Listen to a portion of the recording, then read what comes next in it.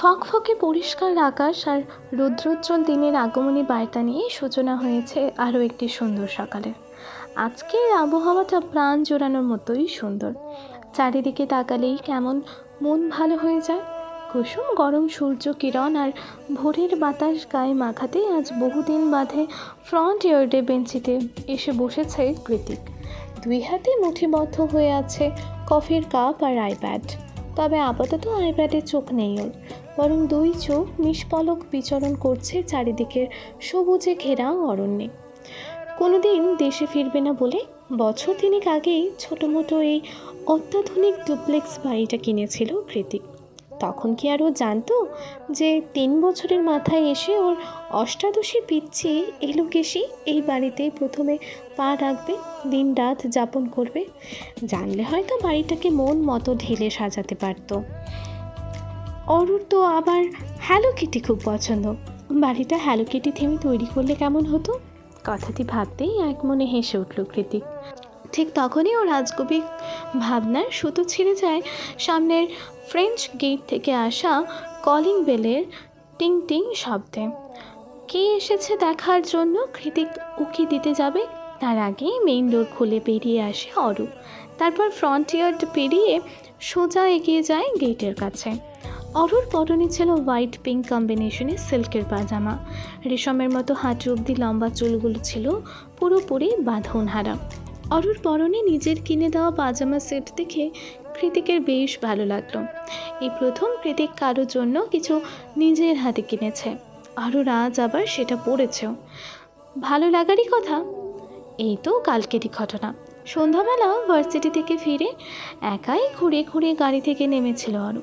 তবে গাড়ি থেকে নামতেই খুব বড়সড় একটা ঝাটকা খেয়ে অগত্যাই বিস্ময়ে আপনা আপনি ঠোঁট দুটো আলাদা হয়ে গিয়েছিল ওর।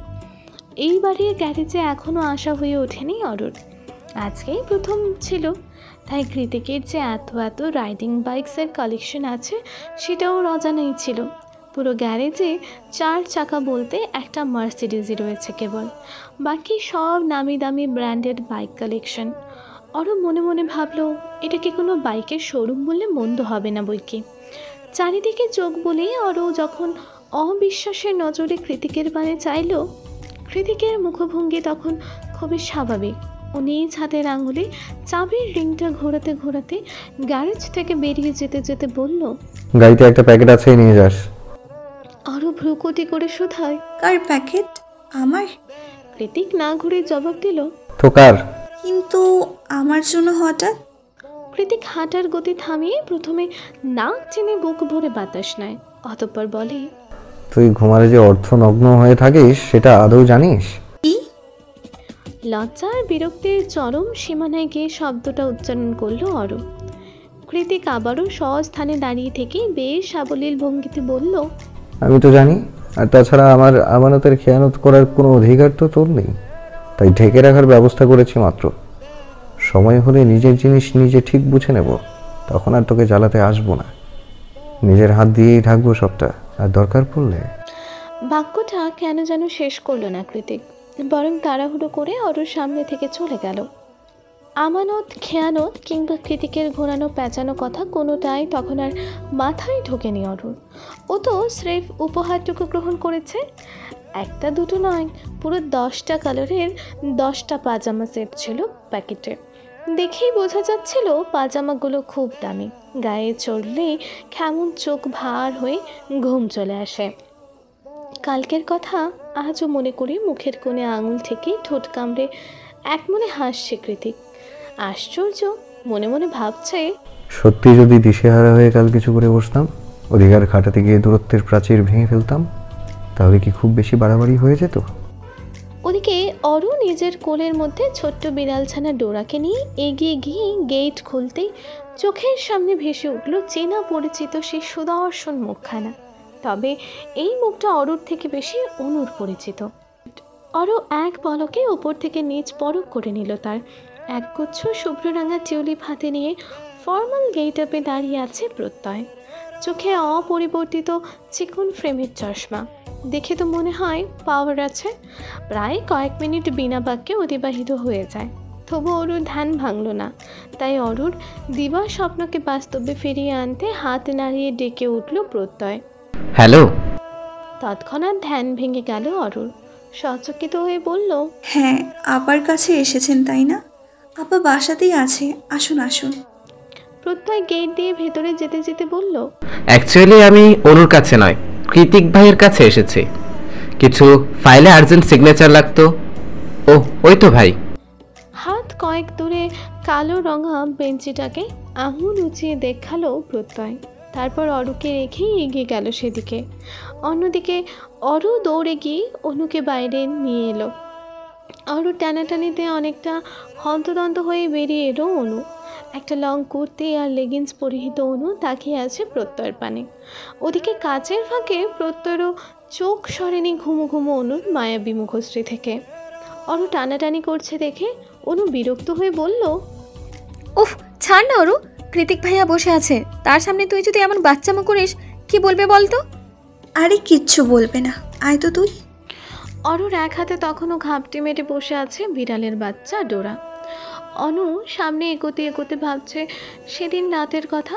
সেদিন বৃষ্টির অজুহাতটা তো নিছকই বাহানা ছিল, কারণ সেদিন হসপিটাল থেকে বের হতেই দেখা মেলে ছাতা হাতে দাঁড়িয়ে থাকা প্রত্যয়ের। প্রত্যয়কে দেখে অবাকের চরম সীমানায় গিয়ে অনু তখন শুধালো, আপনি এখানে? প্রত্যয় মৃদু হেসে জবাব দিয়েছিল, আপনার জন্যই দাঁড়িয়ে আছি। হ্যাঁ। তারপর বৃষ্টি ভেজা মনোমুগ্ধকর একটা সিম্পল কফি ডেট।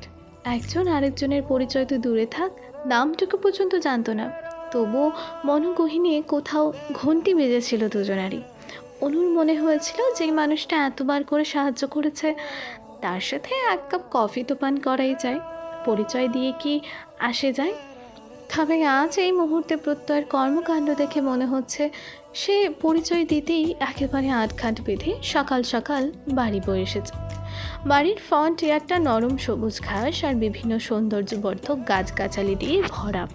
সেই গাছেরই ফাঁক ফোকর গলিয়ে আলো ছড়াচ্ছে একটু একটু সূর্যকিরণ, আর সেই আলো ছায়ার মাঝে মুখোমুখি হয়ে দাঁড়িয়ে আছে প্রত্যয় অনু। অনুর পেছনে অরু আর ডোরা। অন্যদিকে ওদের থেকে খানিকটা দূরে এখনও আইপ্যাডে খুব মনোযোগ দিয়ে কিছু একটা করছে কৃতিক। প্রত্যয় নিজের হাতে থাকা টিউলিপ গুচ্ছ এগিয়ে দিয়ে বলল, শুভ সকাল মিস অনন্যা শেখ। আমি Pratyay Ehsan, CFO of JK group. Aru হকচকিয়ে অন্যর দিকে এগিয়ে এসে মিনমিনিয়ে বলল, আপা উনি প্রত্যয় হাসান, উনি মনে হয় আমাদের জন্য ভিসা টিকিটের সব ব্যবস্থা করেছিলেন। প্রত্যয় চোখ সরিয়ে অরুর দিকে তাকিয়ে বলল, হ্যাঁ ঠিক বলেছো তুমি। অনু কথা ঘুরিয়ে বলল, তাহলে আপনি আমাকে চিনতেন তাই তো? প্রত্যয় মৃদু হেসে জানায়, কিছুটা। অনু সহসা হেসে টিউলিপ ফুলগুলোকে গ্রহণ করে বলে, ধন্যবাদ। ওয়েলকাম। প্রত্যয়ের ঘোর লাগানো চোখ দুটো ছিল তখনও অনুর নিষ্প্রভ চোখে নিবদ্ধ। ওদিকে কৃতিকের চোখ দুটো অরুর চোখে, একই ঘোর, একই কামুকতা। কৃতিকের চোখে খানিকটা বেশিই হবে। কৃতিকের সেই ঘোর লাগা চোখে চোখ পড়তেই কেঁপে উঠল অরু। হুট করেই কেন যেন শরীরের প্রত্যেকটা লোমকূপ দাঁড়িয়ে গেল। সেই সাথে তলপেটের মধ্যে অনুভব হলো অজানা এক গুড়গুড়ানি। এটা মোটেই খিদের পূর্বাভাস নয়, তাহলে এটা কেমন অনুভূতি? আগে তো কখনো হয়নি এমন। সামান্য চাহনিতেও কারো এত জোর থাকে? চোখের চাউনি দিয়ে পুরো ঝড় বইয়ে তুলকালাম বাঁধিয়ে দিল শরীরের রন্ধ্রে রন্ধ্রে। তবুও সবটা গতানুগতিক উপেক্ষা করে গেল অরু। পেছন থেকে অনুদের চোখে চোখে কথা আদান প্রদানের মাঝে বাম হাত ঠকিয়ে দিয়ে অরু বলে উঠল, আই আপা, অনেক তো হয়েছে তোদের আলাপ পরিচয়, এখন চল, খিদে পেয়েছে। আমাকে আবার খেয়ে ভার্সিটি যেতে হবে, তাছাড়া তুইও তো হসপিটালে মায়ের কাছে যাবি। অরুর কথায় সম্বিত ফিরে পেল অনু। সেই সাথে অজানা একরাশ লজ্জারা প্রজাপতির ন্যায় ঘিরে ধরল ওকে। ও তাড়াহুড়ো করে ভেতরে যেতে যেতে বলল, খাবার দিচ্ছি দুটো, আয়। পরিবেশটা থমথমে আর অস্বাভাবিক। প্রত্যয় নিজেরও কেমন লজ্জা লজ্জা পাচ্ছে। তাই পরিস্থিতি স্বাভাবিক করতে প্রত্যয় অরুর কোলে ঝিমুতে থাকা ডোরাকে দেখিয়ে বলল, বিড়াল কোথায় পেলে? না মানে আগে তো ছিল না। অরু ডোরার মাথায় আদরে হাত বুলিয়ে বলে, কাল রাতে ব্যাকইয়ার্ডে কুড়িয়ে পেয়েছি, ঠান্ডায় কাঁপছিল, তারপর ঘরে নিয়ে এসেছি, আর তারপর। প্রত্যয় জিজ্ঞাসা হয়ে শুধালো। তারপর? অরু কৃতিকের দিকে দাঁত কটমটিয়ে তাকিয়ে বলল, কিছু না। By the way, nice cat. Aru প্রত্যয়ের কথায় বাঁধ সেধে বলে, ও ক্যাট না, ও আমার বাচ্চা ডোরা। মাথা খারাপ? আমি কেন বিড়ালের বাচ্চা জন্ম দিতে যাব? পেছন দেখে ভেসে আসে কৃতিকের অযাচিত বাক্যে অরু প্রত্যয় দুজনেই বোকা বনে গেল। অরু মুখে ভেঙচি কেটে মিনমিনিয়ে বলল, আপনার বাচ্চা কেউ বলবেও না। ভালোবাসা দরদ বলতে কিছু আছে নাকি হৃদয়? থাকলে আমাকে আর ডোরাকে অমন মাঝরাতে বাইরে বের করে দিতে পারতেন না। ওর ভাবনার মাঝেই কৃতিক ওদের কাছে এগিয়ে এসে আইপ্যাডটা অরুর দিকে এগিয়ে দিয়ে বলল, অরু, এটা নিয়ে ভেতরে যা, আমার প্রত্যয়ের সাথে কিছু পার্সোনাল কথা আছে। অরু ঠোঁট উল্টে ভেতরে যেতে আইপ্যাডটা খুলে দেখতে লাগলো। আর প্রথমেই যেটা সামনে আসলো সেটা অডিও বুক, হান্টিং অ্যাডলিন। বইয়ের নামটা দেখেই চোখ মুখ কুঁচকে গেল অরু। মিনমিনিয়ে বলল, উনিও হান্টিং অ্যাডলিনের মতো ডার্ক রোম্যান্টিক বই পড়ে। ইউ, তার মানে কি উনিও ওইসব বেপরোয়া হিরোদের মতো অতিরিক্ত রোম্যান্টিক? হায় হায়, ওনাকে সামলাতে তো ওনার বইয়ের 12টা 13টা বেঁচে যাবে। পরক্ষণে নিজের মাথায় নিজেই চাঁটি মেরে দাঁত দিয়ে জিভ কেটে অরু বলে, ছি, কী সব ভাবছি আমি, তবা তবা। ইউনিভার্সিটিতে আজ 100 ইয়ার সেরিমনি, মানে শতবর্ষ পূর্তি উদযাপন হচ্ছে। আজ কোনো ডিপার্টমেন্টেরই ক্লাস নেই, কোনো সব কিছু জানাই ছিল অরুর। তবুও এক বুক আশা নিয়ে ভার্সিটিতে এসেছিল। আকাঙ্ক্ষা একটাই, নিখিল ভাইয়ের একটা নজর দেখা পাওয়া, ঠিক আগের মতোই। কিন্তু সেটা আর হয়নি। সিনিয়রদের কাছ থেকে খোঁজ নিয়ে জানতে পেরেছে নিখিল ভাই আজ আর ভার্সিটিতে আসেনি বললে ভুল হবে, আসতে পারেনি। গতকাল সব রিপোর্ট নষ্ট হয়ে যাওয়ায় আজ আবারও সেগুলো নতুন করে রেডি করতে হচ্ছে তাকে, নয়তো সামনের সেমিস্টারে পুরো দমেই ফেল।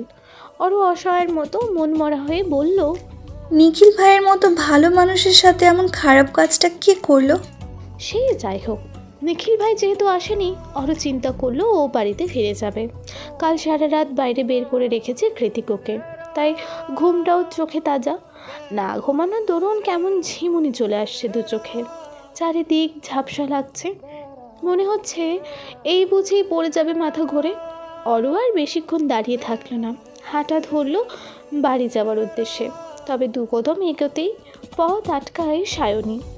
ওর হাতটা শক্ত করে ধরে উচ্ছ্বাসিত মুখে বলল, এই ওরু, কোথায় যাচ্ছ? গ্যালারিতে বাস্কেটবল খেলা হচ্ছে, বিশাল টুর্নামেন্ট, তাড়াতাড়ি চলো। যদিও অরুর এসবে বিন্দু মাত্র আগ্রহ নেই, তবুও অগত্যাই যেতে হলো সায়নীর সাথে। যেতে যেতে সায়নী জানালো, সবাই এই ম্যাচ দেখার জন্য গত 1 মাস ধরে বসে আছে, আর তুমি বাড়ি যাচ্ছ? এই ভার্সিটির প্রাক্তন ছাত্র ভার্সেস পাশের ইউনিভার্সিটির প্রাক্তন ছাত্ররা। সায়নীর উচ্ছ্বাসে জোয়ার দিতে অরু নরম সুরে বলল, ও তাই নাকি? গোলাকার বিশাল গ্যালারিতে গিয়ে সায়নী সিটে বসতে বসতে বলল, তার চেয়েও বড় কথা কি জানো? জেকে স্যারও এই ভার্সিটির সিনিয়র ছিলেন, আর স্যারও আজ ম্যাচ খেলবেন। তৎক্ষণাৎ সায়নীর দিক থেকে চোখ সরিয়ে সামনে চাইল অরু। দেখতে পারল শুধু কৃতিক একা নয়, সায়র আর অর্ণবও আছে। তাছাড়া ওদের পাশের গ্যালারিতেই বসে বসে নিজের প্রিয় বন্ধুদের চেয়ার আপ করে যাচ্ছে এলিসার সাথে ক্যাথলিনও। চেনা পরিচিত সবাইকে এক ঝলক দেখে নিয়ে অরু মনে মনে বলল, তার মানে ওনারা সবাই এই ভার্সিটিরই প্রাক্তন শিক্ষার্থী। ওরু, কি ভাবছো? খেলা শুরু হয়ে গিয়েছে তো। সায়নের কথাই এবার সত্যি সত্যি খেলা দেখায় মন দিল অরু।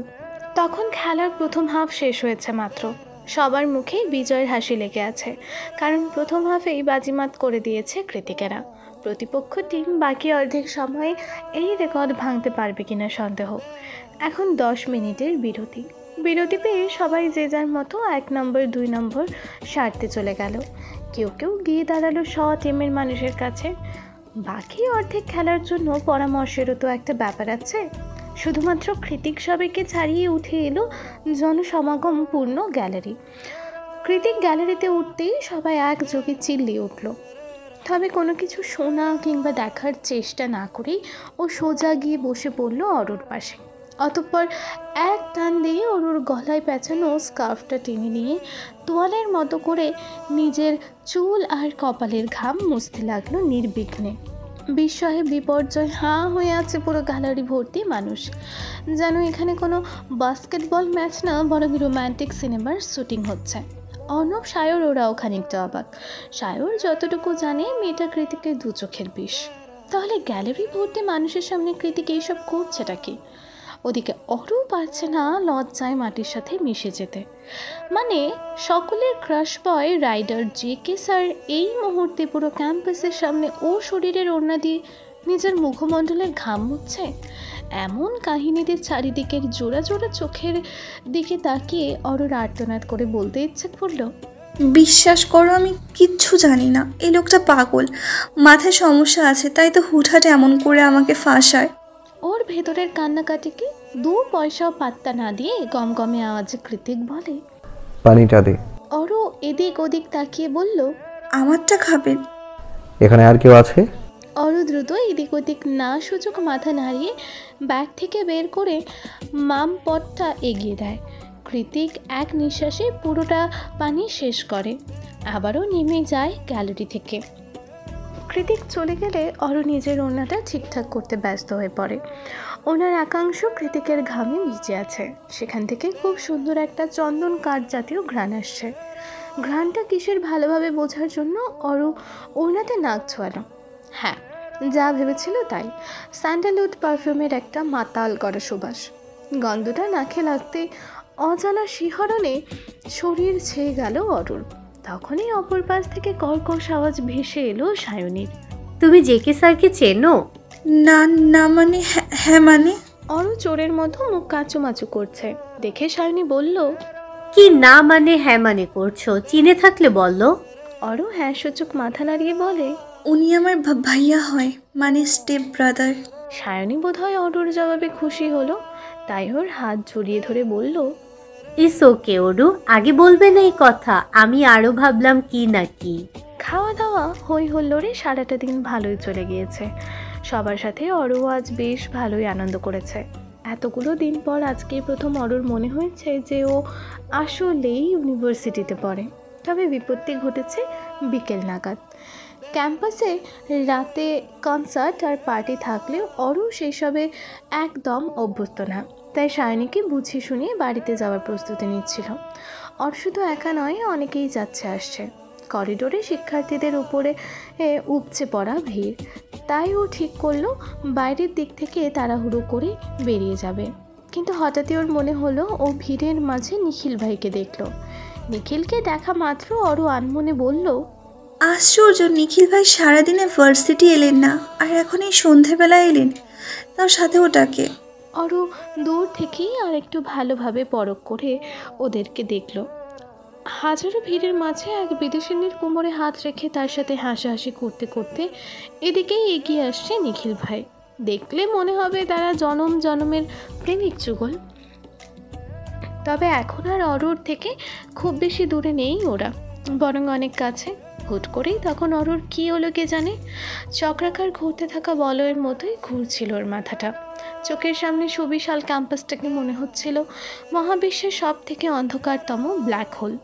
ক্ষণিকের মধ্যে মানুষের গিজগিজ, হাসাহাসি, কথার বহর সব কিছু ছাপিয়ে কর্ণকুহরে বেজে উঠল ঝিম ধরা এক বিরক্তিকর আওয়াজ। আর তারপর হুট করেই মাথা ঘুরে ওখানে অচেতন হয়ে পড়ল ক্লান্ত পরিশ্রান্ত বাঙালি মেয়ে অরু। দীঘল কালো নজর কাড়া ফ্রেঞ্চ বিনুনিটা তখন মাটি ছুঁই ছুঁই প্রায়। তবে মাটি আর ছুঁতে পারল না, তার আগেই ওকে শক্ত বাহুডোরে আবদ্ধ করে নিল নিখিল। জনসম্মুখে হুট করে এমন একটা ঘটনা ঘটে যাওয়ায় এই মুহূর্তে মোটামুটি ক্যাম্পাসের সবাই অরু আর নিখিলকে ঘিরে ধরেছে। সবার চোখের দৃষ্টি অপরিবর্তিত হয়ে আছে অজানা কৌতূহল দ্বারা। সবার মুখেই একটাই প্রশ্ন, কি হলো মেয়েটার? নিখিল যখন অরুকে কোলে তুলে কেবল দাঁড়িয়েছে, ঠিক সেই মুহূর্তে ভিড়ের মধ্যে থেকে কেউ বলে উঠল, ডোন্ট টাচ হার। ভেলভেট মেঘের ন্যায় স্মুথ কণ্ঠস্বর, তবে প্রতিটি শব্দতেই উপচে পড়ছে অগাধ কৃতিত্ব, যেন ওর কোনো একান্ত প্রয়োজনীয় জিনিসকে অন্য কেউ হাত দিয়ে ছুঁয়েছে। অজ্ঞাত কণ্ঠস্বর শুনে ভিড়ের মাঝে উঁকি দিল নিখিল। তৎক্ষণাৎ এগিয়ে এসে শিকারি বাজ পাখির ন্যায় নিখিলের হাত থেকে ছো মেরে অরুকে নিয়ে গেল কৃতিক। নিখিল কিছু বুঝে উঠতে পারল না, তাই অবাক দৃষ্টিপাত করলো কৃতিকের পানে। তবে কৃতিকের দৃষ্টি ছিল গভীর আর অগ্নিস্ফুলিঙ্গ, এর মতোই জল জলে, যেন চোখ দুটো দিয়ে ভস্ম করে দেবে নিখিলকে। কৃতিকের মুখের ওপর কথা বলা তো দূরে থাক, ওর চোখের দিকে কয়েক সেকেন্ডের বেশি তাকিয়ে থাকতে পারল না নিখিল। অজান্তে শুষ্ক ঢোক গিলে চোখ নামিয়ে নিল নিচে। ভার্সিটিতে এমার্জেন্সি ট্রিটমেন্টের জন্য যে ক্লিনিক থাকে তারই একটা কেবিনের ছোট্ট করিডোরে দাঁড়িয়ে আছে কৃতিক। পরনে কোনোই অবধি হাতা ঘোটানো সফেদ শার্ট আর ব্ল্যাক ডেনিম, মাথার লম্বা চুলগুলো এলোমেলো হয়ে পড়ে আছে কপালে, ফর্সা মুখটা জিদের তোপে টকটকে লাল হয়ে আছে। এই মুহূর্তে ওকে উদ্ভ্রান্তের মতোই ছন্নছাড়া লাগছে। কৃতিক যখন করিডোরের দেয়ালে হেলান দিয়ে বুকের ওপর দুই হাত ভাঁজ করে নিষ্প্রভ চোখে কেবিনের দিকে তাকিয়েছিল, ঠিক তখনই হন্তদন্ত হয়ে ছুটে আসে সায়র। কৃতিকের মুখোমুখি দাঁড়িয়ে উদ্বিগ্ন হয়ে প্রশ্ন ছুড়ে বলে, কি হয়েছে অরুর? ঘুম আর খাওয়া দাওয়ার অনিয়মের জন্য প্রেশার ফল করে সেন্সলেস হয়ে গিয়েছে। কৃতিকের নির্লিপ্ত জবাব। সায়র ওর দিকে তিরস্কার করে হাসলো, তারপর তার ছেলের ধ্বনিতে বলল, সিরিয়াসলি জেকে, মাত্র এই কয়দিনে মেয়েটাকে টর্চার করে আধমরা বানিয়ে ফেললি? তোর অত্যাচারের মাত্রা এতই বেশি ছিল যে মেয়েটা ক্যাম্পাসের মধ্যে সেন্সলেস হয়ে গিয়েছে। ভাব তুই কতটা জঘন্য। আচ্ছা, এই পিচ্ছি মেয়েটার সাথে তোর কিসের এত শত্রুতা বলতো? তাছাড়া যেভাবেই হোক না কেন, ও তো তোর বোন নাকি? সায়র কথাটা বলতে বাকি, শক্ত থাবায় সায়রের কলারটা চেপে ধরতে দেরি হলো না কৃতিকের। বোন কথাটা শোনা মাত্রই দগ্ধ গলিত ও লাভা যেন হিড় করে ছাড়িয়ে পড়ল কৃতিকের মাথার মধ্যে।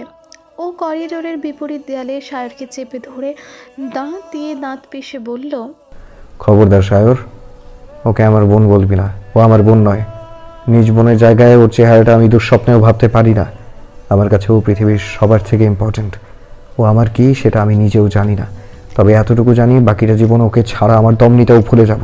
সায়র চোখ বড় বড় করে অবাক দৃষ্টিতে তাকিয়ে আছে কৃতিকের বিভৎস মুখের পানে। ঠিক তখনই অন্য দিক থেকে আগমন ঘটে নিখিলের। কৃতিক এক পলক নিখিলের দিকে তাকিয়ে সায়রকে বলল, ওটাকে এক্ষুনি বিদায় কর।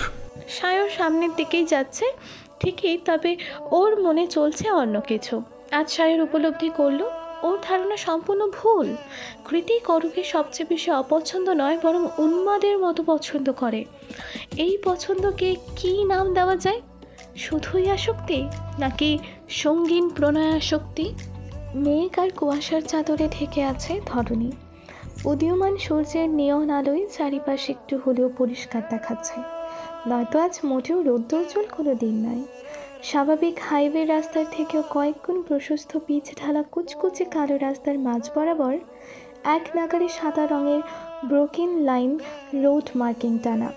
ঠিক তার দুই পাশে পাহারাদারদের মতো মাথা উঁচিয়ে দাঁড়িয়ে আছে ছোট্ট বড় সারি সারি ম্যাপেল গাছ। ম্যাপেল গাছের ছোট ছোট বিশেষ আকারের রঙিন পাতাগুলি যেন এক একটা শিল্পের নান্দনিক কারুকাজ। দেখলে মনে হবে রোদহীন মেঘে ঢাকা দিনের রাস্তার পাশে এই লাল কমলা ম্যাপেল লিফগুলোই আলো ছড়াচ্ছে পুরো রাস্তা জুড়ে, ইভেন উইদাউট এনি সিঙ্গেল প্যানি। পথচারীদের যাতায়াত সুবিধার্থে সুন্দর আকর্ষণীয় ম্যাপেল গাছের অন্য পাশ দিয়ে চলে গিয়েছে আরও একখানা তকতকে সরু রাস্তা।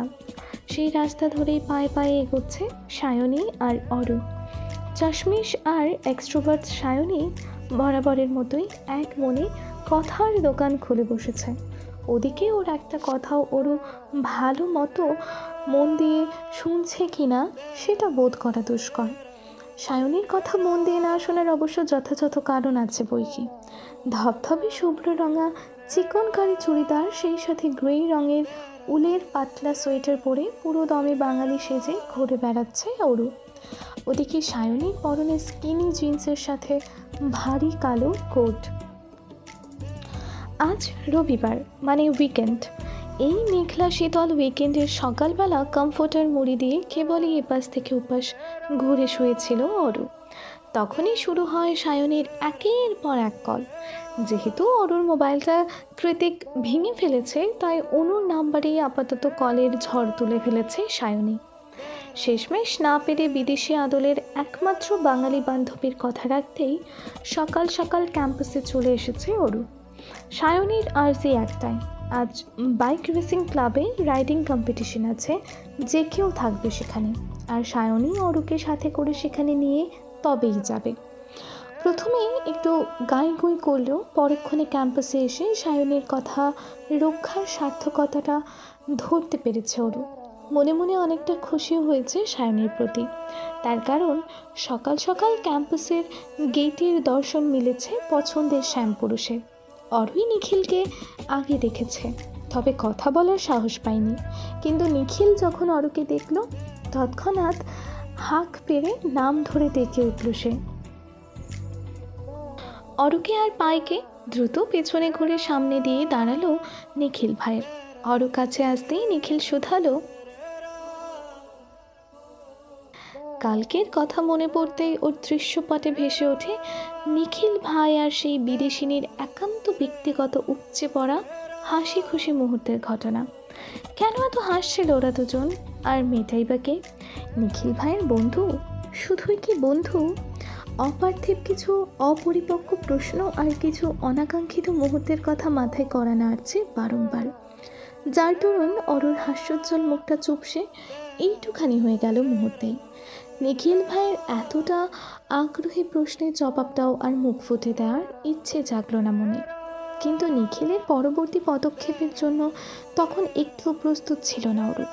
ও ভাবেনি এরপর নিখিল যেটা বলবে তাতে ওর এসব অযাচিত ছেলে মানুষই দুশ্চিন্তা হাওয়ায় মিলিয়ে যাবে ক্ষণিকের মাঝেই। তবে কথাই আছে না, বাস্তবের চেয়ে ভাবনারা এক ধাপ পিছিয়ে থাকে। সেই সময় তাই হলো। অরুণ কথার কোনো জবাব দিচ্ছে না দেখে নিখিল আগ বাড়িয়ে বলল,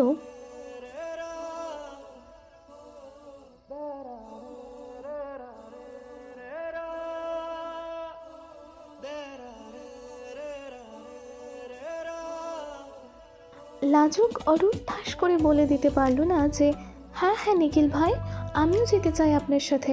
তার বদলে ছোট্ট করে শব্দটা উচ্চারণ করে শুধু একপাশে মাথা কাত করে সম্মতি জানালো ও। অরুর সম্মতি জানাতে যতক্ষণ, তারপর আর এক দণ্ডও দাঁড়ালো না নিখিল। প্রচণ্ড বেগে এক প্রকারের তাড়া দেখিয়ে তৎক্ষণাৎ জায়গা ত্যাগ করলো সে। সেই তখন থেকে জেকে স্যারের গুণগান করে যাচ্ছে সায়নী। মাঝে মধ্যে নিজের কথার সামিল করতে দু একবার অরুকেও বলছে, তাই না বলো? অরু সায়নীর কথা মতো হ্যাঁ করছে ঠিকই, তবে ওর মনে চলছে অন্য কিছু। সেটাও অন্য কাউকে নয়, স্বয়ং কৃতিককে নিয়ে। ও ভাবছে ট্যুরের কথাটা। আপা জানলে যেমন তেমন বকাঝকা করে হলেও শেষমেশ যেতে দিতে রাজি হবে, কিন্তু কৃতিক এই ঘাড় দ্বারা লোক তো জীবনেও রাজি হবে না। উল্টে এমনভাবে চোখ রাঙাবে যে ভয়ে অরুর ছোট্ট হৃৎপিণ্ডটা ওখানেই কাজ করা বন্ধ করে দেবে। তাহলে সাধ করে নিখিল ভাইকে যে আশ্বাস দিয়ে এলো তার কি হবে? এই অরু, শুনতে পাচ্ছ আমার কথা? হুট করে সায়নীর কনুইয়ের গুতোয় সম্বিত ফিরে পেল অরু। ও কাঠের পুতুলের ন্যায় ওপর নিচ হ্যাঁ সূচক মাথা নাড়িয়ে বলল, হ্যাঁ হ্যাঁ শুনছি, বলো বলো তারপর। সায়নী ভ্রুকুচকে বিরক্তি ভাব প্রকাশ করে বলল, কিসের তারপর? দেখো আমরা চলে এসেছি, অলরেডি রেসিং শুরু হয়ে গিয়েছে, তাড়াতাড়ি এসো। রাস্তার দুধারে থ্রিলিং প্রিয় মানুষদের শয়ে শয়ে ভিড়। সেই গাদাগাদি আর ভিড়ের ফাঁক গুলিয়ে ওরা দুজনও জায়গা করে নিল রাস্তার এক কোণে। ওরা যতক্ষণে এসেছে ততক্ষণে বাইকাররা ইতিমধ্যে প্রতিযোগিতায় ব্যস্ত। অডিয়েন্সদের পাশে এসে দাঁড়াতে দাঁড়াতে অরু শুনতে পেল জেকে নামের উচ্ছ্বাস। তার মানে সায়নী শুধু একা নয়, এরাও রাইডার জেকের ভক্ত। আচ্ছা, এরা কেন এত পাগল কৃতিকের জন্য? এরা কি আদৌ জানে কৃতিক কতটা নির্দয়? কৃতিক মোটেই এই জনপ্রিয়তা ডিজার্ভ করে না। চারিদিকে জেকের জয় জয়কার শুনে এইসব উল্টাপাল্টা কথাই ভাবছিল অরু। তখনই সায়নী আবারও অরুকে ডেকে বলে, ও মাই গড, ও মাই গড, দেখো দেখো অ্যাগেন চ্যাম্পিয়ন। অরু এবার সচকিত হয়ে বাইকগুলোর দিকে দৃষ্টি নিক্ষেপ করলো। সকালের উড়ন্ত পেঁজা তুলোর মতো শুভ্র মেঘ এতক্ষণে কালো মেঘে পরিণত হয়েছে। চারিদিকে মেঘ ভেজা দমকা হাওয়া আর ঝিরিঝিরি বৃষ্টিতেই বাইক রাইডিংয়ের শেষ রাউন্ড শেষ হয়েছে মাত্র। রেসিংয়ের মেইন পয়েন্ট ওদের থেকে খানিকটা দূরে হবার কারণে চোখ উঁচিয়ে দেখতে হয় সেখানটা। তবে এতটা দূর থেকেও স্ট্যান্ড করানো বাইকগুলোর মধ্যে সারির প্রথম বাইকটাতে বসা ব্ল্যাক লেদার জ্যাকেট আর ব্ল্যাক হেলমেট পরিহিত বাইকটার তাই যে কৃতিক সেটা বুঝতে বাকি নেই অরুণ। কারণ জেকের বডি স্ট্রাকচার সবার থেকে আলাদা, কাল্পনিক গ্রিক গডের বাস্তব চিত্র বলা চলে। এক ঝলকে দেখলে মনে হবে উপরওয়ালার শখের কারুকাজ এই জায়ান কৃতিক নামক সুদর্শন পুরুষটা। তবে কৃতিকের সৌন্দর্য নিয়ে অরুর এইসব অগভীর ভাবনা বেশিক্ষণ স্থায়ী হলো না। তার আগেই চোখের সামনে দৃশ্যমান হলো এক অপ্রীতিকর নিন্দনীয় ঘটনা। অরুদের থেকে বেশ অনেকটা দূরে রাস্তার ঠিক মাঝখানে ফেলে অন্য এক প্রতিযোগীকে হকি স্টিক দিয়ে ইচ্ছে মতো মারছে কৃতিক। ওর মারের গতিবেগ এতটাই বেশি যে লোকটা উঠে দাঁড়ানোর সুযোগটুকু পর্যন্ত পাচ্ছে না। কিন্তু এইভাবে মারার কারণ কি? ঝিরিঝিরি বৃষ্টি ইতিমধ্যে মুষলধারায় রূপ নিয়েছে। আশেপাশের চটলা পাকানো ভিড় ছড়িয়ে অনেকেই জায়গা করে নিয়েছে কোনো না কোনো শুকনো ছাউনি অথবা ছাতার নিচে। তবে অরুর আপাতত বৃষ্টিতে খেয়াল নেই, আর না আছে কৃতিকের। ঝুম বৃষ্টিতে কথা শোনার জো নেই মোটে। তবু অরুকে উদ্দেশ্য করে সায়নী চেঁচিয়ে বলল, অরু দ্রুত চলো, ভিজে যাচ্ছি, কোনো একটা ছাউনি খুঁজে তার নিচে দাঁড়াই। অরুর কান অব্দি সে কথা পৌঁছালো কিনা সন্দেহ। আর না তো ও কোনো ছাউনির নিচে গিয়ে আশ্রয় নিল, বরং ঝুম বৃষ্টির মাঝে দ্রুত এগিয়ে গেল সামনের প্রশস্ত রাস্তার দিকে। এগিয়ে যেতে শুনতে পেল অনেকেই বলাবলি করছে জ্যাকসন নামক বাইকারটা জেকের মায়ের নামে কিছু একটা বাজে গালি দিয়েছে, আর তাই লোকটা সেই ছোট্ট একটা গালি দেওয়ার মশুল চোকাচ্ছে গত আধ ঘন্টা যাবৎ এক নাগারে হকি স্টিকের মার খেয়ে। আশ্চর্যের বিষয় হলো কেউ কৃতিককে থামাচ্ছে না পর্যন্ত। এইসব দৃশ্য কি এদেশের মানুষের কাছে এতটাই স্বাভাবিক আর উপভোগ্য? দয়া মায়াহীন নির্দয় আমেরিকান। নিজের আক্রোশ দমিয়ে রেখে মনে মনে কথাটা ছাড়ল অরু। ওদিকে নিজের সর্বশক্তি প্রয়োগ করে জ্যাকসনের শরীরে একের পর এক হকি স্টিক ভাঙছে কৃতিক। মারতে মারতে ওর নিজ হাতের অবস্থাও বেগতিক, কিন্তু সেই সবে বিন্দুমাত্র নজর নেই ওর। আপাতত নিজের দমিয়ে রাখা জিদ আর তপ্ত মস্তিষ্কের বহিঃপ্রকাশ ঘটাতে ব্যস্ত ও। কেন যেন মনে হচ্ছে এই মাঠটা জ্যাকসনের বহু দিনের পাওনা। রেসিং ক্লাবে কৃতিককে টেক্কা দেবার মতো রাইডার যদি কেউ থেকে থাকে সেটা জ্যাকসন। রাইডিং, স্ট্যান্ডিং এবং সব কিছুতেই বেশ পারদর্শী জ্যাকসন। তবে এই যাবৎ কোনো ম্যাচেই জেকেকে হারাতে না পারার জেদটা ভেতরে ভেতরে ওর রয়েই গিয়েছে বরাবর।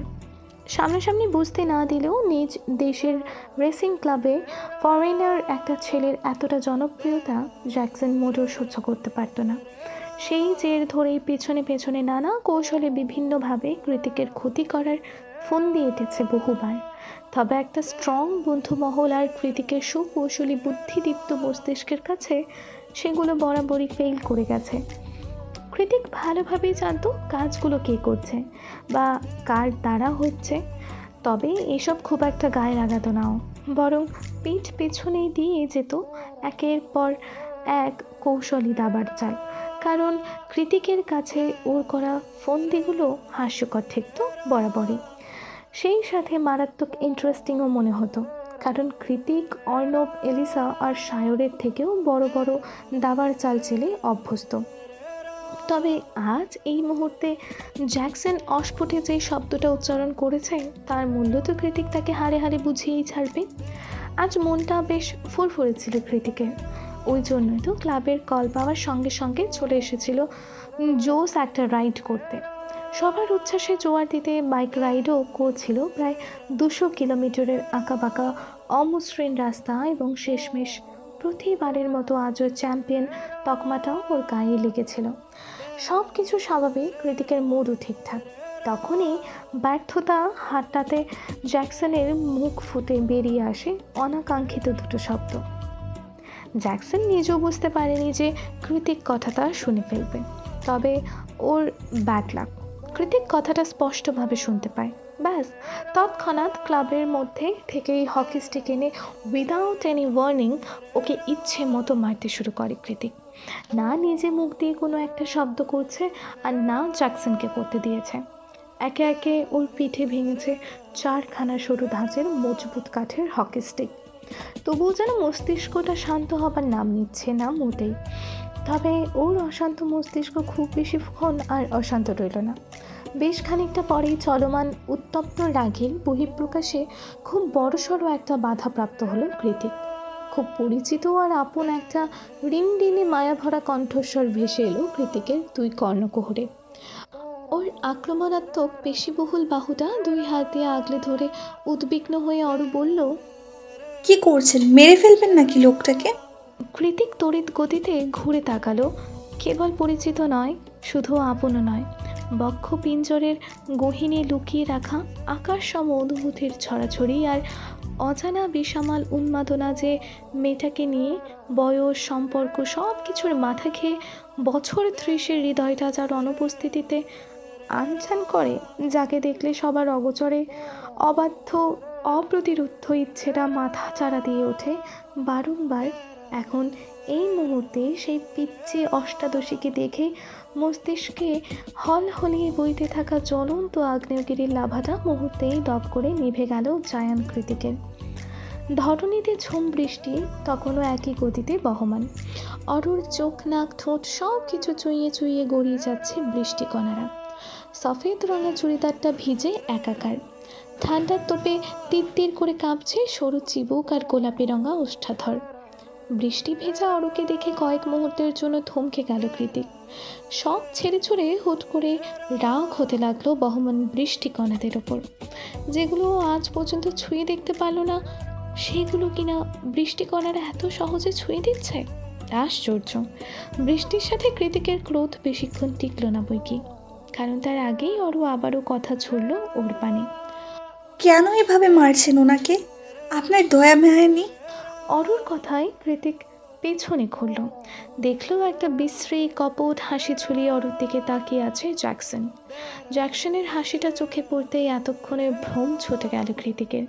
ও তৎক্ষণাৎ ক্ষিপ্র দৃষ্টি নিক্ষেপ করলো অরুর দিকে, যেন চোখ দিয়েই ঝলসে দেবে অরুকে। কৃতিকের অগ্নিমূর্তি দেখে অরু আড়ালে শুষ্ক ঢোক গিলে থেমে গেল। কৃতিক চোয়াল শক্ত করে বলল, তুই এখানে কি করছিস? কে নিয়ে এসেছে তোকে? কৃতিকের কপাল জুড়ে হাজারো চিন্তার ভাঁজ। অরু এবার পুরোপুরি নিশ্চুপ। মানবতা দেখা দেখিয়ে যে নিজেই ফেসে গিয়েছে এতক্ষণে তা বোধগম্য হলো ওর।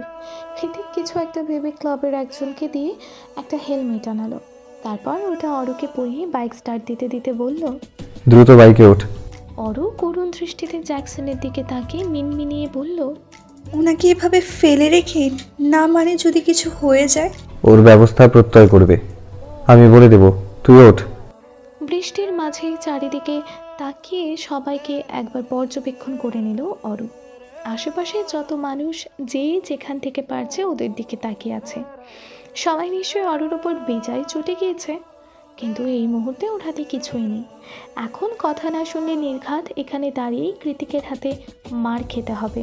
তাই অপারগ অরু চুপচাপ উঠে পড়ে বাইকের ব্যাক সিটে মেয়েদের মতো করেই কাঁচুমাচু হয়ে বসেছেও। তখনই নিজে হেলমেট পরতে পরতে কৃতিক বলে, ধরে বস। অরু খুব সংকোচে কৃতিকের জ্যাকেটটা একটু খামচে ধরে, কিন্তু বাইক তার জায়গা পরিবর্তন করতেই ও এক প্রকার হুমড়ি খেয়ে পড়ল কৃতিকের পিঠের ওপর। ধরে বসতে বলেছি না? কৃতিকের ধমক খেয়ে এবার সত্যিই ওর কাঁধে হাত রাখলো অরু। অরুর হাতের আর কানের ছোট্ট অলংকারগুলো থেকে রিনঝিন আওয়াজ হচ্ছে। খুব কাছাকাছি বসাতে সেই আওয়াজ সোজা গিয়ে কৃতিকের হৃদয়ে লাগছে। সেই সাথে অরুর বৃষ্টি ভেজা চুল আর শরীর থেকে ভেসে আসা মেয়েলি সুঘ্রাণে কেন যেন ওর দম বন্ধ হয়ে আসছে। ইচ্ছে করছে অরুকে একান্ত কাছে পেতে, খুব কাছে, যতটা কাছাকাছি এলে অরুর আর কৃতিকের মাঝে সেন্টিমিটার দূরত্ব ঘুচে যাবে, ঠিক ততটা। কিন্তু এই মুহূর্তে সেটা সম্ভব নয়, আর না অরুকে এত কাছে বসে চুপচাপ বসে থাকা সম্ভব। তাই মনের মধ্যে একান্ত গোপনে বেড়ে ওঠা অবাধ্য বাসনাগুলোকে দূর করার উদ্দেশ্যে রাইড করতে করতেই নীরবতা ভাঙে কৃতিক। একটু আগের সেই গমগমে রাগী আওয়াজের পরিবর্তে নরম আওয়াজে অরুকে শুধায়, আচ্ছা অরু, আমি যে এতগুলো বছর দূরে ছিলাম, তোরা আমাকে মনে পড়েনি কখনো? কৃতিকের কথার পিঠে অরু কী উত্তর দেবে ঠিক বুঝে উঠতে পারল না। কারণ কৃতিক যখন দেশ ছাড়ে তখন অরু নিতান্তই বাচ্চা মেয়ে। কতই বা বয়স হবে, 10 কি 11? অরু নিশ্চুপ দেখে কৃতিক আবারও শুধায়, বাবার মৃত্যুতে যখন গিয়েছিলাম তুই আমাকে দেখেছিলি? এবার অরু সময় নষ্ট না করেই উত্তর দিল, কি করে দেখবো, আপনি তো বাড়িতে যাননি। কৃতিক জবাবে একটু বাঁকা হেসে বলল, আমি কিন্তু তোকে দেখেছি, ঠিক আজকের মতোই একটা সাদা ড্রেস পরেছিলি। তোর মা আমার বাবার জন্য কাঁদছিল খুব, তুই আর অনু তার পাশেই দাঁড়িয়েছিলি। কৃতিকের কথায় অরু চমকালো, কারণ ওর দেওয়া একটা বর্ণনাও ভুল নয়। অরুর জিজ্ঞেস করতে ইচ্ছে হলো, আপনি কি করে দেখলেন? কিন্তু ও জিজ্ঞেস করতে ভয় পাচ্ছে না। আবার কৃতিক রেগে গিয়ে এই বৃষ্টির মাঝে ওকে বাইক থেকে নামিয়ে দেয়। ওদিকে অন্তহীন কৌতূহলগুলো মাথার মধ্যে কিলবিল করছে অযথাই। তবুও জিজ্ঞেস করার সাহস নেই। কি বলবে, আবার রেগে মেগে আগুন হয়ে যাবে। তার থেকে চুপচাপ থাকাটাই শ্রেয়। অরুর কুলহীন ভাবনার মাঝেই মাঝ রাস্তায় বাইকের ব্রেক কষল কৃতিকের এহেন কাণ্ডে অরুর আত্মা শুকিয়ে কাঠ হয়ে এলো। মনে মনে ভাবছে, রে, চুপ থেকেও ভুল করলাম নাকি? এই ঝুম বৃষ্টিতে মাঝ রাস্তায় গেট আউট বলে নামিয়ে দিল। কোথায় যাব আমি? কি হলো নাম? কাঁধ হালকা পেছনে ঘুরিয়ে বলে ওঠে কৃতিক। জবাবে অরু মুখ চোখ কালো করে বলল, না মানে বৃষ্টির মাঝে। অরু কথা শেষ করার আগেই কৃতিক বলে, হ্যাঁ, বৃষ্টির জন্যই তো সামনে কিছু দেখা যাচ্ছে না, তার উপর এত ভিজলে জ্বর চলে আসবে নিশ্চিত। না না, আমি ঠিক আছি। আমি তোর কথা বলিনি, আমার কথা বলেছি। এই বলে দ্রুত এগিয়ে গিয়ে একটা ক্যাফের করিডোরে গিয়ে আশ্রয় নিল কৃতিক। অরু পেছন পেছন যেতে যেতে ঠোঁট উল্টে মিনমিনিয়ে বলল, আমার কথা কেনই বা বলবেন? নিজেকে ছাড়া আর কিছু বোঝেন নাকি আপনি? স্বার্থপর লোক। অরু এগিয়ে গিয়ে কৃতিকের পাশে দাঁড়ালো। বৃষ্টি আর বাতাসের গতিবেগ এতই বেশি, দেখলে মনে হবে দিন দুপুরে রীতিমতো ঝড় শুরু হয়ে গিয়েছে। কাঁচের দরজার ভেতরে ঝিমুতে থাকা স্টাফ ছাড়া পুরো এরিয়াটাই ফাঁকা পড়ে আছে। চারিদিকে চোখ বোলাতে বোলাতে অরুর চোখ পড়ল কৃতিকের হাতের দিকে। বৃষ্টি আর রক্ত একাকার হয়ে টুপ টুপ করে হাত দিয়ে ঝরে পড়ছে রক্ত ভেজা পানি। অরু সেদিকে তাকিয়ে ভ্রুকুটি করে মনে মনে বলল, আশ্চর্য, এই লোকের কোনো অনুভূতি নেই নাকি? কতক্ষণ ধরে এভাবে রক্ত ঝরছে কে জানে। কিছু একটা ভেবে ব্যাগ থেকে নিজের হাতের নকশি কাজ করা শুকনো রুমালটা বের করে একটু সাহস করেই কৃতিকের রক্তাক্ত হাতে বেঁধে দিল অরু। ব্যথা জায়গাতে একটু আরাম অনুভব হতেই নিজ হাতের দিকে চোখ দিল কৃতিক। দেখল সুতোয় কাজ করা একটা মেলি রুমাল ওর ক্ষতস্থানে খুব সাবধানে বেঁধে দিচ্ছে অরু। কৃতিক বাধা দিল না, এমনকি একটু শব্দ উচ্চারণ করলো না, বরং অরু নিজের কাজ শেষ করে ওপরে মাথা তুলতেই চোখ রাখলো অরুর মায়াবী চোখ জোড়ায়। কৃতিকের চোখের ভাষা আপাতত পড়তে পারছে না অরু। কৃতিক রেগে গেল কিনা সেটাই আপাতত ভাবছে সে। কৃতিক ধীর গতিতে নিজের মাথাটা অরুর মুখের সামনে নিয়ে এলো, অনেকটা কাছে। যতটা কাছে এলে অরুর শরীরের মিষ্টি সুঘ্রাণ কৃতিক খুব সহজ অনুভব করতে পারে। অরু ভয় পেয়ে একটু অস্পষ্ট সুরে বলল, রক্ত ঝরছিল তাই ভাবলাম আপনার আনইজি লাগলে খুলে ফেলতে পারেন, কোনো সমস্যা নেই। অরুর কথায় পাত্তা না দিয়ে চোখে একরাশ মাদকতা নিয়ে অরুর দু চোখে চোখ রেখে নিজের মুখটা অরুর কানের খুব কাছে নিয়ে কৃতিক হাসকি স্বরে বলল, এত বেশি দুর্বল করে দিস না অরু, নয়তো ক্ষতিটা তোরই হবে। আমার হাত থেকে নিজেকে বাঁচাতে পারবি না, বিশ্বাস কর। আমি খুব করে চাইছি আজকে অন্তত আমার হাত থেকে বেঁচে যা তুই। কৃতিকের নেশা ধরা কণ্ঠস্বর আর তপ্ত শ্বাস প্রশ্বাসের সাথে পাল্লা দিয়ে কাঁপছে অরু। কনকনে ঠান্ডার মাঝে হুট করেই কেমন গরম হয়ে উঠল শরীরটা। জীবনে প্রথম কোনো ছেলে এভাবে এতটা কাছাকাছি এসেছে অরুর, যার দরুন ভেতরে তোলপাড় হয়ে যাচ্ছে অজানা অনুভূতির দল। এই মুহূর্তে অরুর জন্য মেয়েলি অনুভূতিগুলো সামলানো বেশ মুশকিল, এক কথায় দুর্বিষহ। একটা নরম ভেজা অনুভূতি হৃদয়ে ছুঁয়ে যাচ্ছে বারংবার। এমন অনুভূতিগুলো আগে কখনোই হৃদয়ে অনুভব করেনি অরু। হুট করেই কৃতিকের কাছ থেকে কেন? কই, নিখিল ভাই সামনে এলে তো এমনটা হয় না। তলপেটে হুটহাট প্রজাপতি ওড়াউড়ি করে না। তাহলে জায়ান কৃতিকের মতো অপছন্দের লোকটার সান্নিধ্যে কেন এমন হয়? এটা তো ঠিক নয়, মোটেও ঠিক নয়। ও এই নিস্তব্ধতা আর বেসামাল অনুভূতিগুলোকে মাথা থেকে ঠেলে সরিয়ে কাঁপা কাঁপা গলায় বলল, আপনি কেন আমাকে মারতে যাবেন? কি করেছি আমি? কখন বললাম আমি তোকে মারবো? এই যে বললেন আপনার হাত থেকে নিজেকে বাঁচাতে পারবো না। অরুর কথায় কৃতিকের ঠোঁটে খেলে গেল একটা চমৎকার বাঁকা হাসি। ও অরুর থেকে নিজের দূরত্ব খানিকটা বাড়িয়ে হুট করেই অরুকে হ্যাঁচকা টানিয়ে পেছনে ঘুরিয়ে দিল। তারপর এক টানে ওর লম্বা চুল থেকে কাটারটা খুলে দিল নিজ হাতে। সঙ্গে সঙ্গে অরুর দীঘল কালো এক ঝাঁক ভেজা চুল আছড়ে পড়ল সমস্ত পিঠ জুড়ে। অরু সাবধানে পেছনে ঘুরে বলল, চুল কেন খুললেন? কৃতিক ভাবনাসীন কণ্ঠে জবাব দিল, বৃষ্টির দিনে সাদা কেন পড়েছিস? কৃতিকের কথার মানে বুঝতে পেরে প্রচণ্ড লজ্জায় নিজের দু হাত ভাঁজ করে নিল অরু। তারপর বৃষ্টিতে ভিজে রাস্তার দিকে এগিয়ে যেতে যেতে বলল, আর অপেক্ষা করতে হবে না, চলুন বাসায় যাব। কৃতিক আর কী বা করবে? মনে মনে ভাবলো অরুকে এইভাবে সরাসরি লজ্জা দেওয়াটা তার উচিত হয়নি। যতই হোক অরু ওর থেকে বয়সে অনেক বেশি ছোট। যা বলেছে বলেছে, এখন আর কারো কিছুই নেই করার। ব্যাপারটা বুঝতে পেরে ও নিজেও এগিয়ে গিয়ে বাইকে এসে বসে পড়ল। বাড়িতে আসতেই অরু সোজা চলে গেল নিজের রুমে ঢুকতেই দেখতে পেল অনু ব্যালকনিতে দাঁড়িয়ে বৃষ্টি দেখছে আর মুঠো ফোনে কারোর সাথে কথা বলছে। অরু সেদিকে খুব একটা নজর দিল না, কারণ অরু জানে ফোনের ওপাশে লোকটা কে। তাই সোজা চলে গেল ওয়াশরুমে। একটা আরামদায়ক হট বাথ শেষে চুল মুছতে মুছতে বের হয়ে দেখলো মাত্রই কথা শেষ করে রুমে এসেছে অনু। আজ রবিবার, তাই ওর পার্ট টাইম নেই। তার উপর আবহাওয়ার জন্য হসপিটালেও যেতে পারেনি সকালে, তাই তো আজ অসময়ে বাসায় আছে অনু। অরু বেরোতেই অনু শুধায়, এভাবে ভেজেছিস কি করে? অরু খাটে বসতে বসতে বলল, সে অনেক কথা পরে বলবো, তার আগে তুই বলতো আপা, কৃতিক ভাইয়ের মা কোথায়? অরুর অযাচিত প্রশ্নে অনুর চোখে বড় বড় হয়ে গেল। ও সচকিত হয়ে অরুকে বলল, তুই হঠাৎ এসব কথা নিয়ে কেন পড়লি? তার উপর কৃতিক ভাইয়া এখন বাড়িতেই আছেন, উনি ওনার মায়ের নামটাও শুনতে পারেন না। অরু মনে মনে বলল, সত্যি কি শুনতে পারেন না? তাহলে মাকে নিয়ে বাজে কথা বলে লোকটাকে ওভাবে মারলো কেন?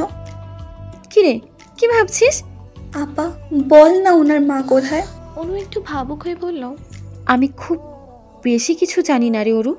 মায়ের কাছ থেকে যতটুকু শুনেছি, ওনার মা বাঙালি নন, আমেরিকান বংশোদ্ভূত কোনো বিদেশিনী। শুধু বিদেশিনীই নন, শোবিজ জগতের কোনো নামকরা তারকা। যৌবনকালে কৃতিক ভাইয়ার বাবা যখন বিদেশে পড়াশোনা করতে আসেন, তখনই নাকি ভালোবেসে বিয়ে করেন তারা। অরু কৌতূহল নিয়ে শুধালো, তাহলে উনি চলে গেলেন কেন? অনু দীর্ঘশ্বাস ছেড়ে বলে, উনি ভালোবেসে বিয়ে সংসার করেছিলেন ঠিকই, কিন্তু নিজের কেরিয়ার কিংবা ফ্যান্সি লাইফস্টাইল কোনোটারই মায়া ছাড়তে পারেনি পরবর্তীতে। তাই খুব ছোটোবেলাতেই কৃতিক ভাইয়াকে রেখে আবারও নিজে গন্তব্যে পাড়ি জমান তিনি। অরু জ্ঞানীদের মতো মাথা দুলিয়ে বলল, ওই জন্য কৃতিক ভাইয়া দেখতে পুরোপুরি বাঙালিদের মতো না, মনে হয় নানা বাড়ির চেহারা পেয়েছে। অনু ঠোঁট উল্টে বলল, হবে হয়তো, কিন্তু তুই হঠাৎ এসব নিয়ে পড়লি কেন? ততক্ষণে বিড়াল ছানা ডোরা এসে অরুর পায়ের কাছে লেজ নাড়ছে। অরু ডোরাকে কোলে নিয়ে রুম থেকে বেরিয়ে যেতে যেতে বলল, তুই থাক, আমি একটু আসছি। আরে কোথায় যাচ্ছিস? চুল থেকে পানি ঝরছে তো, আয় চুল মুছিয়ে দিই, ঠান্ডা লেগে যাবে তো। পেছন থেকে হাঁক পেরে যাচ্ছে অনু, তবে অরু তাতে কান দিল না। দ্রুত পায়ে এগিয়ে গেল সামনের দিকে। ডোরাকে কোলে নিয়েই হলরুমে এলো অরু, কিন্তু যখন দেখলো হলরুমে কাউচের ওপর কৃতিক বসে আছে, তৎক্ষণাৎ ডোরাকে কোল থেকে নামিয়ে অন্যদিকে ভাগিয়ে দিল।